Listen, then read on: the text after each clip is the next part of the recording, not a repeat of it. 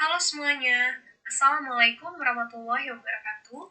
Shalom, Om Swastiastu, Namo Buddhaya, dan salam kebajikan. Perkenalkan, nama saya Jeliani Veronica dari kelas 1A, Program Studi Pendidikan Matematika, Fakultas Keguruan dan Ilmu Pendidikan, Universitas Surya Kencana Cianjur. Pada kesempatan kali ini, saya akan mempresentasikan bahan materi tentang manusia pada mata kuliah Pendidikan Agama Islam. Video ini dibuat untuk memenuhi tugas mata kuliah Pendidikan Agama Islam yang diampu oleh Bapak Asep Aap Sihabudin, SHI, MPD.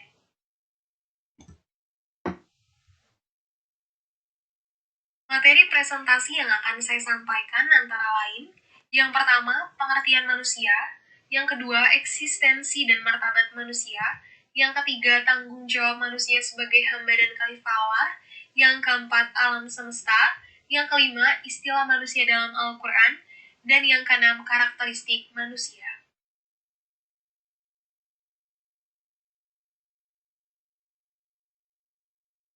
Pembahasan pertama mengenai pengertian manusia. Manusia adalah makhluk yang hadir pertama kali di dunia, yang merupakan asal-usul kehidupan di alam semesta. Asal-usul manusia menurut ilmu pengetahuan tidak bisa dipisahkan dari teori tentang spesies baru yang berasal dari spesies lain yang telah ada sebelumnya melalui proses evolusi.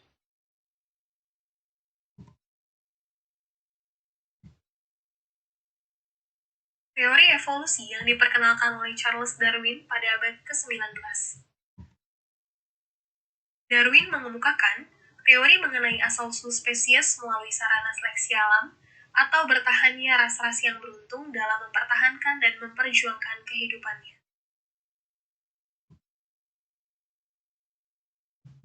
Menurut ahli paleontologi, evolusi manusia dapat dibagi menjadi 4 kelompok berdasarkan tingkat evolusinya, yaitu yang pertama, tingkat pramanusia, yang fosilnya ditemukan di Johannesburg, Afrika Selatan pada tahun 1924 yang dinamakan dengan fosil Australopithecus. Yang kedua, tingkat manusia kera, yang fosilnya ditemukan di Solo pada tahun 1891 yang disebut dengan Pithecanthropus erectus.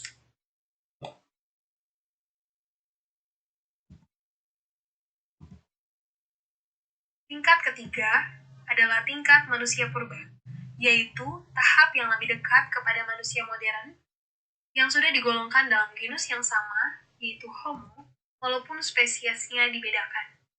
Fosil jenis ini ditemukan di Neander, karena itu disebut Homo neanderthalensis, dan kerabatnya ditemukan di Solo, yaitu Homo soloensis. Dan yang keempat adalah tingkat manusia modern atau Homo sapiens, yang telah pandai berpikir, menggunakan otak dan nalarnya. Mencari makna manusia dilakukan melalui ilmu pengetahuan. Para ahli berusaha mendefinisikannya sesuai dengan bidang kajian ilmu yang digelutinya. Mendiskusikan tentang manusia dalam ilmu pengetahuan sangat tergantung pada metodologi yang digunakan dan terhadap filosofi yang menjadi landasannya. Berikut ini merupakan teori-teori tentang manusia. Yang pertama, teori psikoanalisis.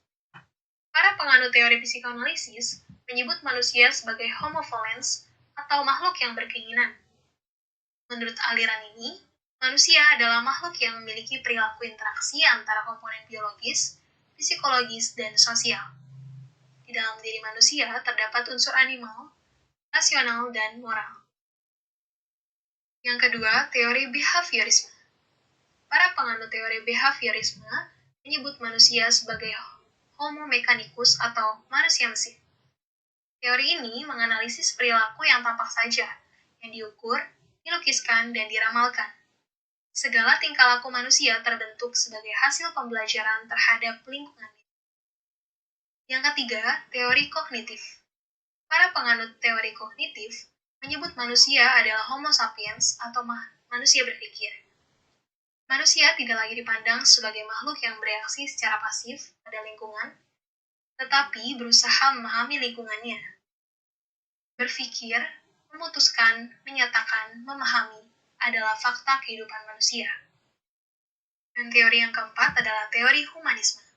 Para penganut teori humanisme menyebut manusia adalah homo ludens, manusia yang bermain.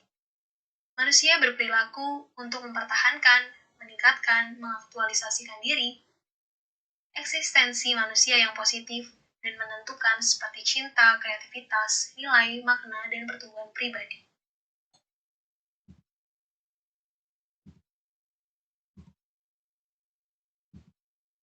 Pembahasan yang kedua mengenai eksistensi dan martabat manusia.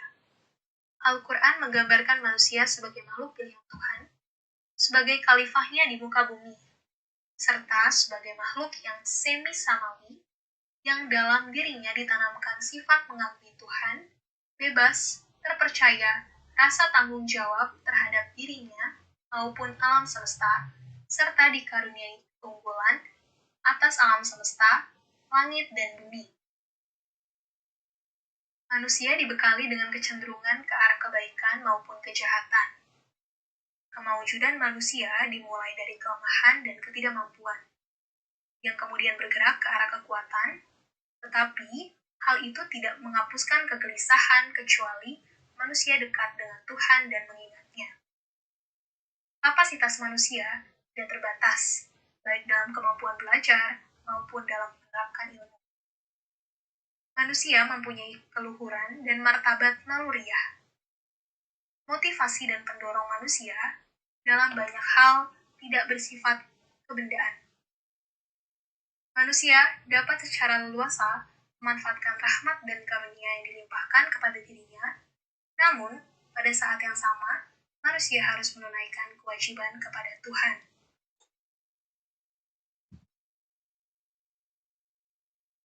Pembahasan yang ketiga mengenai tanggung jawab manusia sebagai hamba dan khalifah Allah. Yang pertama adalah manusia sebagai khalifah Allah. Sebagai makhluk Allah, manusia mendapat amanat yang harus dipertanggungjawabkan di hadapannya. Tugas hidup yang dipikul manusia di muka bumi adalah tugas kekhalifahan, yaitu tugas kepemimpinan, wakil Allah di muka bumi untuk mengelola dan memelihara alam. Khalifah berarti wakil atau pengganti yang memegang kekuasaan. Manusia menjadi khalifah berarti manusia memperoleh mandat Tuhan untuk mewujudkan kemakmuran di muka bumi. Kekuasaan yang diberikan kepada manusia bersifat kreatif, yang memungkinkan dirinya mengolah dan mendayagunakan apa yang ada di muka bumi untuk kepentingan hidupnya sesuai dengan ketentuan yang diterapkan oleh Allah. Agar manusia bisa menjalankan kekhalifahannya dengan baik, Allah telah mengajarkan kepadanya kebenaran dalam segala ciptaannya dan melalui pemahaman serta penguasaan terhadap hukum-hukum yang terkandung dalam ciptaannya. Manusia bisa menyusun konsep-konsep serta melakukan rekayasa membentuk wujud baru dalam alam kebudayaan. Kekuasaan manusia sebagai khalifah Allah dibatasi oleh ketentuan-ketentuan yang telah digariskan oleh yang diwakilinya, yaitu hukum-hukum Tuhan, baik yang tertulis dalam kitab suci Al-Qaul maupun yang tersirat dalam kandungan pada setiap gejala alam semesta Al-Qaul. Seorang wakil yang melanggar batas ketentuan yang diwakili adalah wakil yang mengingkari kedudukan dan perannya serta mengkhianati kepercayaan yang diwakilinya. Oleh karena itu, dia diminta pertanggungjawaban terhadap penggunaan kewenangannya di hadapan yang diwakilinya.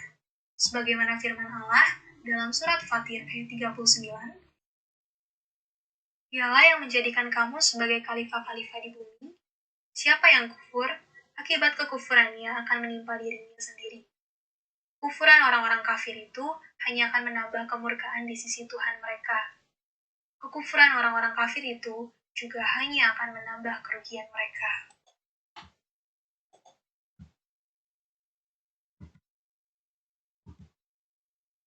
Yang kedua adalah manusia sebagai hamba Allah.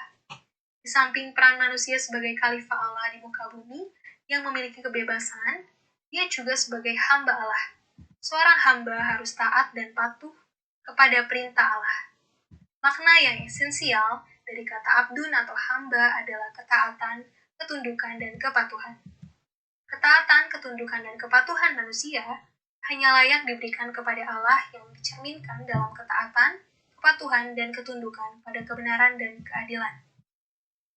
Dua peran yang dipegang manusia di muka bumi, sebagai khalifah dan abdun merupakan keterpaduan, tugas, dan tanggung jawab yang melahirkan dinamika hidup yang syarat dengan kreativitas dan amaliyah yang selalu berpihak pada nilai-nilai kebenaran.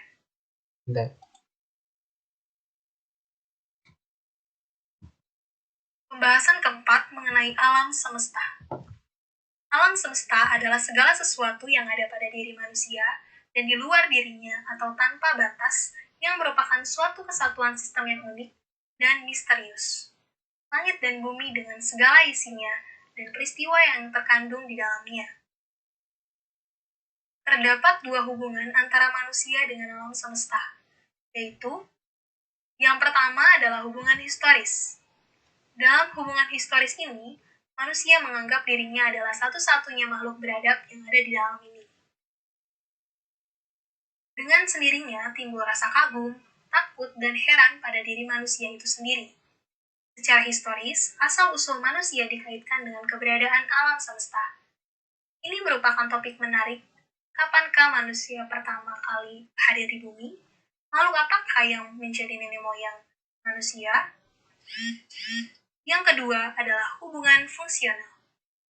Dalam hubungan fungsional ini, proses penciptaan manusia adalah bagian integral dari alam semesta.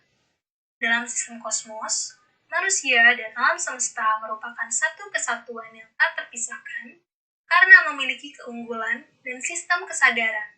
Maka, alam semesta menjadi sebuah objek yang sangat penting dalam kehidupan manusia.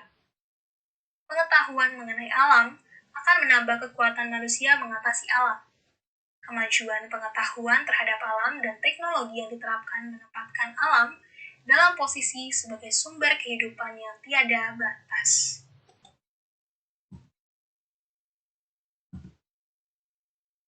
Pembahasan yang kelima mengenai istilah manusia dalam Al-Quran. Istilah manusia dalam Al-Quran dibagi menjadi 6. Di sini saya akan mulai membahas dari yang pertama, yaitu dalam penyebutan nama. Dalam penyebutan nama, ada 5 kata yang digunakan Al-Quran dalam menunjukkan makna tentang manusia, yakni yang pertama dari aspek historis. Penciptaan manusia disebut dengan Bani Adam, seperti yang dijelaskan pada surat Al-A'raf ayat 31, yang artinya, wahai anak cucu Adam, pakailah pakaianmu yang indah pada setiap memasuki masjid, dan makan serta minumlah. Tapi janganlah berlebihan, sesungguhnya dia tidak menyukai orang-orang yang berlebihan.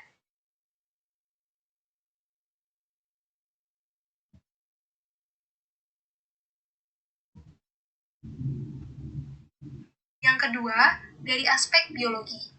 Kemanusiaannya disebut dengan basyar, yang mencerminkan sifat-sifat fisik, kimia, dan biologisnya. Seperti yang dijelaskan pada surat Al-Mu'minun ayat 33, yang artinya, para pemuka kaumnya yang kufur dan mendustakan pertemuan hari akhirat serta mereka yang telah kami beri kemewahan dan kesenangan dalam kehidupan dunia berkata, orang-orang ini tidak lain hanyalah manusia seperti kamu. Dia makan apa yang kamu makan dan minum apa yang kamu minum.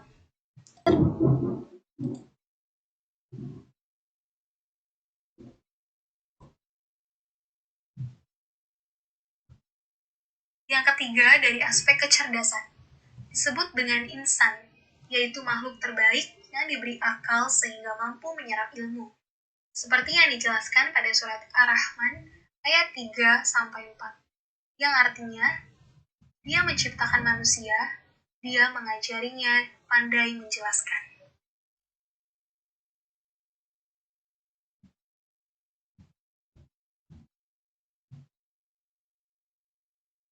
Yang keempat, dari aspek sosiologisnya, disebut anas, yang menunjukkan sifat yang berkelompok sesama jenisnya.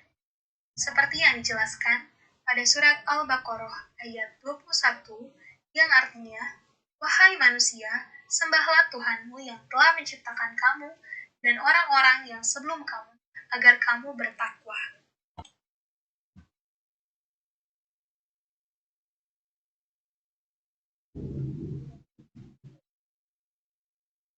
Yang kelima, dari aspek posisinya.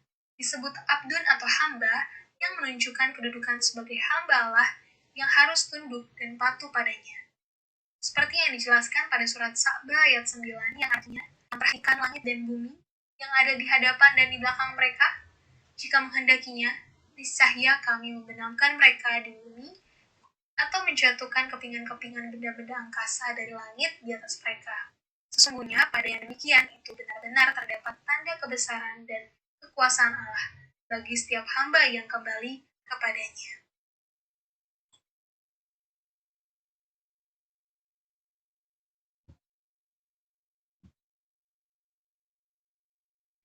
Istilah manusia dalam aspek historis penciptaan. Al-Quran menjelaskan asal-usul manusia berasal dari air, seperti yang dijelaskan pada surat Al-Anbiya ayat 30 yang artinya, apakah orang-orang kafir tidak mengetahui bahwa langit dan bumi keduanya dahulu menyatu? Kemudian kami memisahkan keduanya dan kami menjadikan segala sesuatu yang hidup berasal dari air? Maka, tidakkah mereka beringat? Kenyataannya, air adalah komponen penting dari seluruh sel-sel hidup. Tanpa air, hidup menjadi tidak mungkin.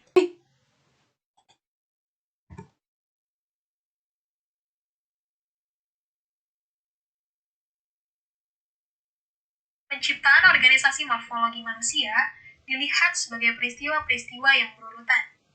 Seperti yang dijelaskan pada surat Al-A'raf ayat 11 dan surat Al-Hijr ayat 28-29. Dalam surat Al-A'raf ayat 11 yang artinya, sungguh kami benar-benar telah menciptakan kamu, Adam, kemudian kami membentuk tubuhmu, lalu kami katakan kepada para malaikat, bersujudlah kamu kepada Adam. Mereka pun sujud, tetapi iblis enggan. Ia iblis tidak termasuk kelompok yang bersujud.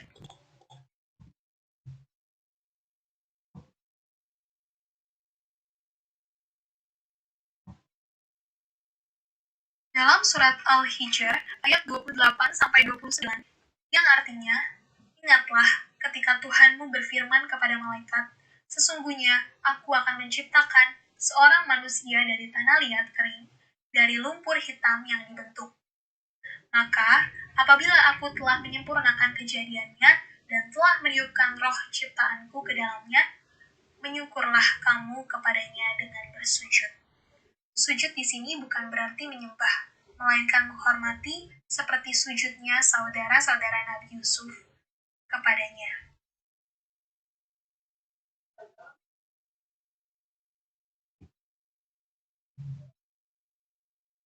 Ayat lain menguraikan bentuk selaras manusia didapat melalui adanya keseimbangan dan kompleksitas struktur. Kata kerja rakabah dalam bahasa Arab berarti membuat sesuatu dari komponen-komponen. Seperti yang dijelaskan pada surat Al-Infitar ayat 7-8, yang artinya, yang telah menciptakanmu lalu menyempurnakan kejadianmu dan menjadikan susunan tubuhmu seimbang. Dalam bentuk apa saja yang dikehendaki, dia menyusun tubuhmu. Istilah manusia dalam komponen biologis. Manusia adalah makhluk bumi, dibentuk dari komponen-komponen yang dikandung di dalam tanah. Seperti yang dijelaskan pada surat Hud ayat 61 yang artinya, kepada kaum Samud kami utus saudara mereka, Saleh. Dia berkata, wahai kaumku, sembahlah Allah. Sekali-kali tidak ada Tuhan bagimu selain Dia. Dia telah menciptakanmu dari bumi tanah dan menjadikanmu pemakmurnya. Oleh karena itu, mohonlah ampun kepadanya, kemudian bertobatlah kepadanya. Sesungguhnya, Tuhanku sangat dekat lagi maha memperkenankan doa hambanya. Manusia dijadikan penghuni dunia untuk menguasai dan memakmurkannya.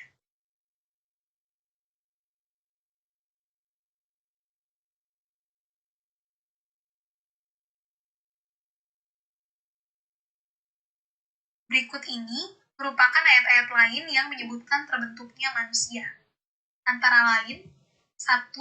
Urak, yaitu tanah gemuk, seperti yang dijelaskan pada surat Al-Kahfi ayat 37, yang artinya, kawannya yang beriman berkata kepadanya, ketika bercakap-cakap dengannya, apakah engkau ingkar kepada Tuhan yang menciptakanmu dari tanah, kemudian dari setetes air mani, lalu Dia menjadikan engkau seorang laki-laki yang sempurna?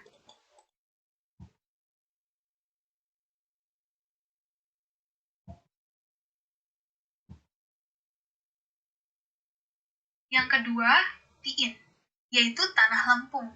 Seperti yang dijelaskan pada surat As-Sajadah ayat 27, yang artinya, tidakkah mereka memperhatikan bahwa kami mengarahkan awan yang mengandung air ke bumi yang tandus, lalu kami menumbuhkan dengannya air hujan tanam-tanaman, sehingga hewan-hewan ternak mereka dan mereka sendiri dapat makan darinya. Maka, mengapa mereka tidak memperhatikan?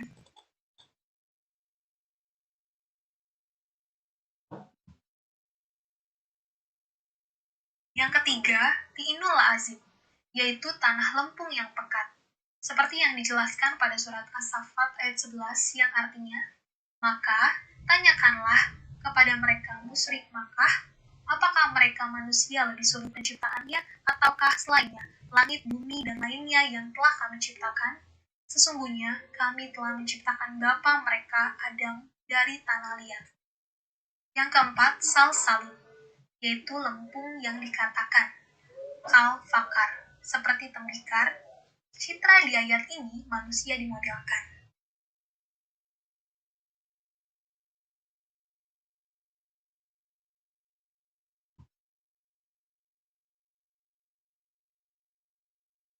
Yang kelima, salsalun min hamain masnuun, yaitu lempung dari lumpur yang dicetak.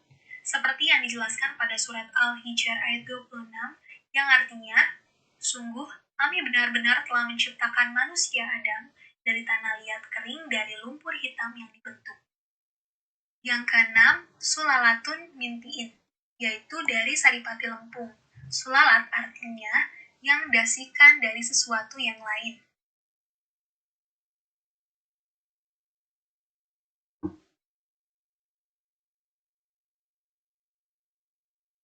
Yang ketujuh, air, yang dianggap asal-usul seluruh kehidupan. Seperti yang dijelaskan pada surat Al-Furqan ayat 54, yang artinya, Dialah pula yang menciptakan manusia dari air mani, lalu Dia menjadikan manusia itu mempunyai keturunan dan musaharah, persemendaan. Tuhanmu adalah Maha Kuasa.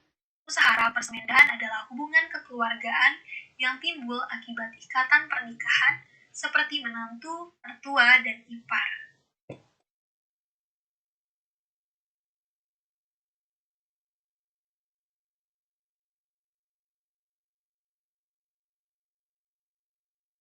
Yang keempat, istilah manusia dalam reproduksi. Dari sisi reproduksi, asal-usul manusia banyak sekali dijelaskan dalam ayat-ayat Al-Quran. Dalam surat Al-Qiyamah ayat 37, disebutkan manusia berasal dari nutfatan min maniyin yumna, setetes sperma yang ditumpahkan.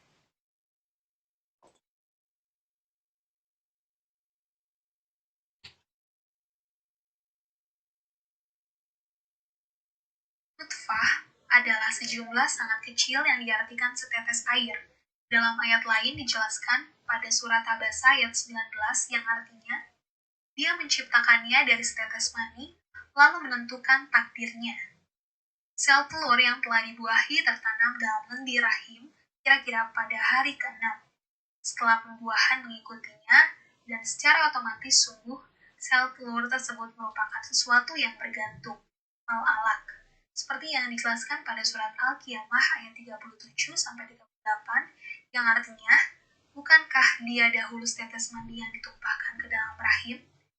Kemudian mani itu menjadi sesuatu yang melekat, lalu Dia menciptakan dan menyempurnakannya.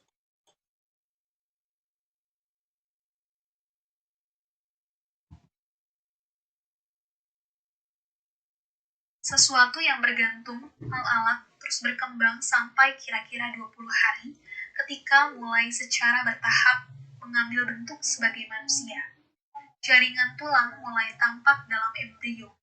Itu secara berurutan diliputi oleh otot-otot, seperti yang dijelaskan pada surat Al-Mu'minun ayat 14 yang artinya, kemudian air mani itu kami jadikan sesuatu yang menggantung darah, Lalu sesuatu yang menggantung itu kami jadikan segumpal daging. Lalu segumpal daging itu kami jadikan tulang belulang. Lalu tulang belulang itu kami bungkus dengan daging. Kemudian kami menjadikannya makhluk yang berbentuk lain. Maha suci Allah, sebaik-baik pencipta.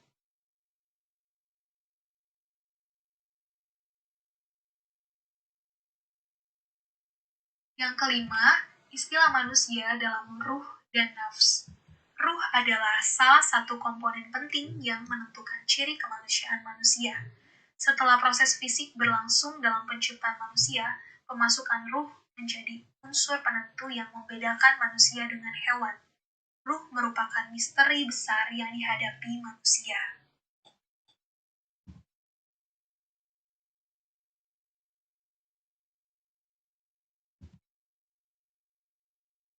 Seperti yang dijelaskan pada surat Sad ayat 71-72, yang artinya, ingatlah ketika Tuhanmu berfirman kepada malaikat, sesungguhnya aku akan menciptakan manusia dari tanah, apabila aku telah menyempurnakan penciptaannya dan meniupkan roh ciptaanku ke dalamnya, tunduklah kamu kepadanya dalam keadaan bersujud. Dan seperti yang dijelaskan pada surat Ali Imran, ayat 85 yang artinya, siapa yang mencari agama selain Islam, sekali-kali agamanya tidak akan diterima darinya, dan di akhirat dia termasuk orang-orang yang merugi.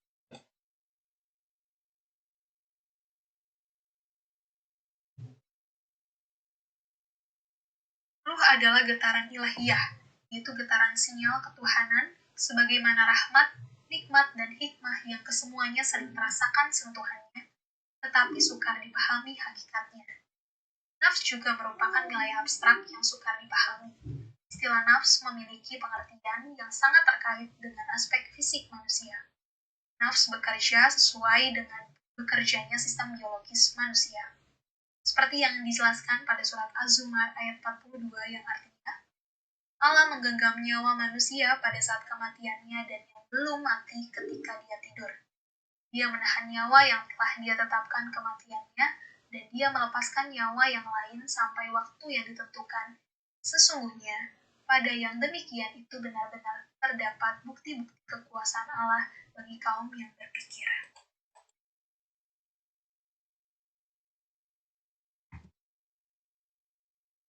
Hubungan antara nafs dan fisik manusia sangat erat, meski sukar diketahui dengan pasti bagaimana hubungan itu berjalan. Perpisahan antara nafs dan fisik disebut maut, dan ini adalah misteri Allah.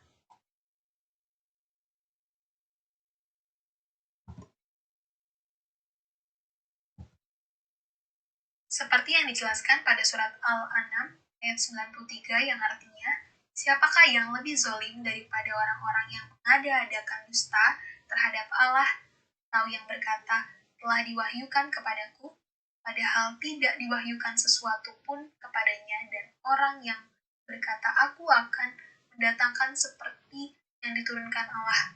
Seandainya saja engkau melihat pada waktu orang-orang zalim itu berada dalam kesakitan sakaratul maut, sedang para malaikat memukul dengan tangannya sembari berkata, keluarkanlah nyawamu, pada hari ini kamu akan dibalas dengan azab yang sangat menghinakan karena kamu mengatakan terhadap Allah perkataan yang tidak benar dan karena kamu menyombongkan diri terhadap ayat-ayatnya.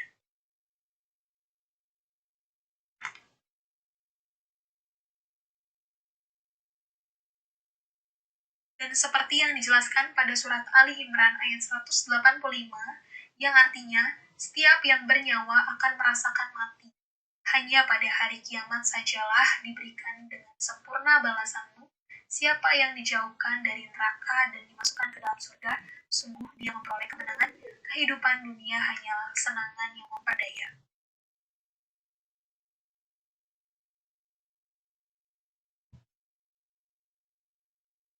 Yang keenam adalah istilah manusia dalam kalbu dan nafsu. Dalam kamus Al-Munjid, fitrah adalah sifat yang ada pada setiap yang ada pada awal penciptaannya.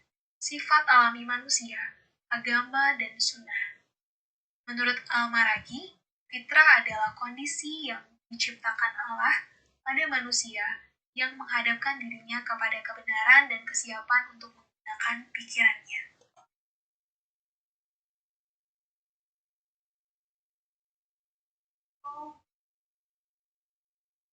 Dari segi bahasa, fitrah adalah kondisi awal suatu ciptaan yang memiliki potensi untuk mengetahui dan cenderung pada kebenaran hanif.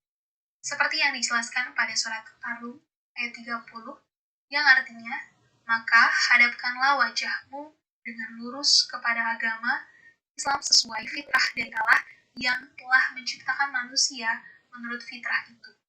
Tidak ada perubahan pada ciptaan Allah tersebut. Itulah agama yang lurus. Tetapi kebanyakan manusia tidak mengetahui. Maksud fitrah Allah pada ayat ini adalah ciptaan Allah. Manusia diciptakan Allah dengan naluri beragama, yaitu agama tauhid. Jadi, manusia yang berpaling dari agama tauhid telah menyimpang dari fitrahnya.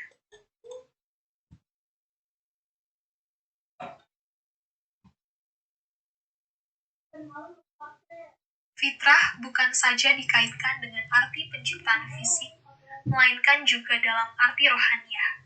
Fitrah adalah sifat-sifat dasar manusia yang baik seperti yang dijelaskan pada surat Al-A'raf ayat 172 yang artinya, ingatlah ketika Tuhanmu mengeluarkan dari tulang punggung anak cucu Adam, keturunan mereka dan Allah mengambil kesaksiannya terhadap diri mereka sendiri, seraya berfirman, bukankah aku ini Tuhanmu?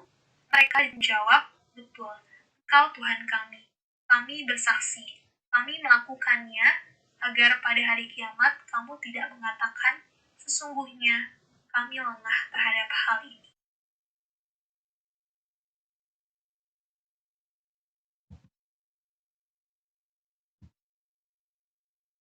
Fitrah dalam arti potensi yaitu kelengkapan yang diberikan pada saat dilahirkan. Potensi dapat dibagi menjadi dua, yaitu potensi fisik dan potensi rohaniah, yaitu akal, kalbu, dan nafsu. Al-Qalab berasal dari kata kalabah yang berarti berubah, berpindah, atau berbalik. Menurut Musa Asy'ari, menyebut arti kalbu dengan dua pengertian, antara lain, yang pertama dalam pengertian secara fisik, kalbu adalah segumpal daging. Yang kedua dalam pengertian halus, yang bersifat ketuhanan dan rohaniah, kalbu adalah hakikat manusia yang dapat menangkap segala pengertian, pengetahuan, dan arif. Jadi, akal digunakan manusia dalam rangka memikirkan alam, sedangkan mengingat Tuhan adalah kegiatan yang berpusat pada kalbu.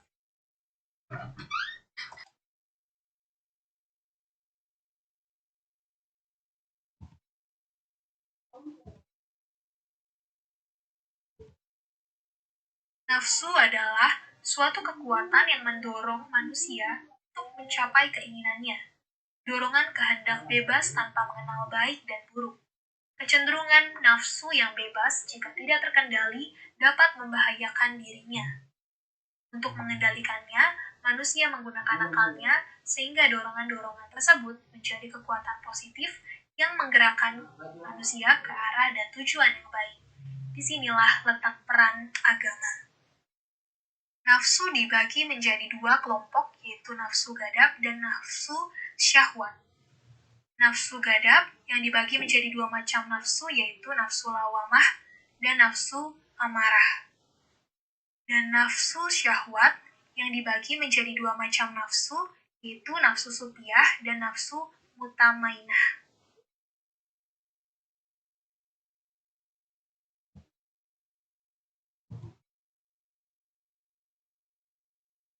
Berikut penjelasannya.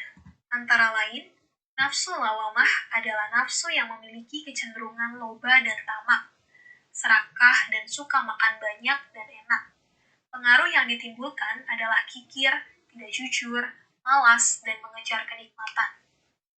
Nafsu amarah adalah nafsu yang memiliki kecenderungan untuk berkelahi, meniru, membantu, dan berteman.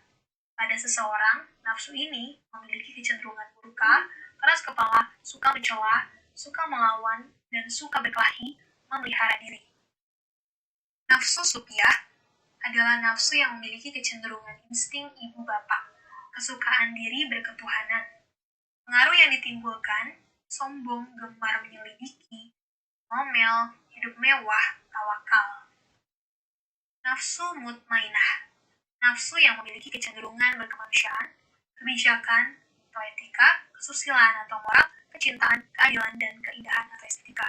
Pengaruh yang ditimbulkan budi luhur, jiwa yang suci, tata susila, sabar, pengorbanan, ridho, dan lain-lain.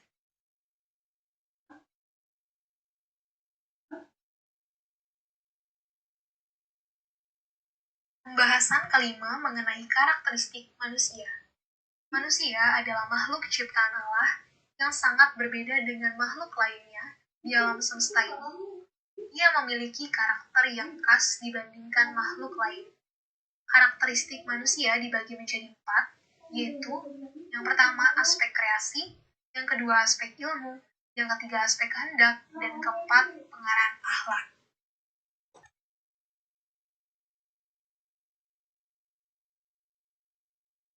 Yang pertama, aspek kreasi. Dalam aspek kreasi dijelaskan bahwa apapun yang ada di tubuh manusia sudah dirakit dalam suatu tatanan yang terbaik dan sempurna. Hal ini boleh dibandingkan dengan makhluk lain dalam aspek penciptaannya. Dalam surat Atin ayat 4, Allah berfirman, "Sungguh kami benar-benar telah menciptakan manusia dalam bentuk yang sebaik-baiknya."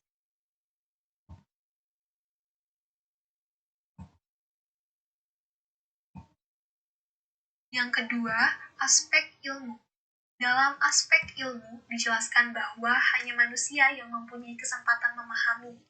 Hewan hanya terbatas pada naluri dasar yang tidak bisa dikembangkan melalui pendidikan dan pengajaran.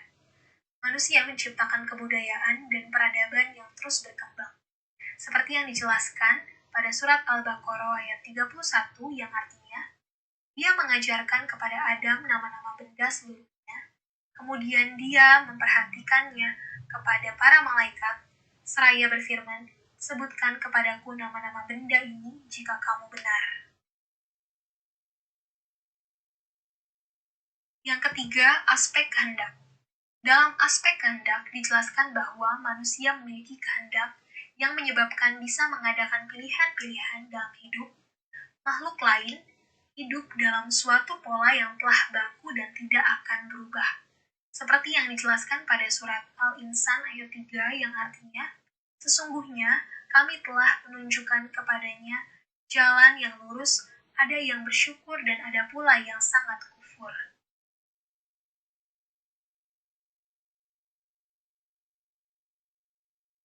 Dan yang keempat adalah pengarahan akhlak.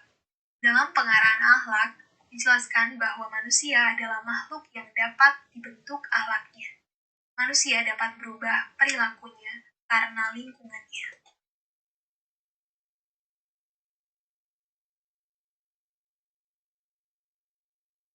Demikianlah beberapa hal yang bisa saya sampaikan melalui presentasi saya. Sebelumnya, saya mohon maaf yang sebesar-besarnya apabila di dalam penyampaian saya mungkin ada kesalahan dalam kata atau beberapa pernyataan. Saya ini hanya manusia biasa yang tidak luput dari kesalahan. Terima kasih. Wassalamualaikum warahmatullahi wabarakatuh. Shalom. Om Swastiastu, Namo Buddhaya, dan salam kebajikan.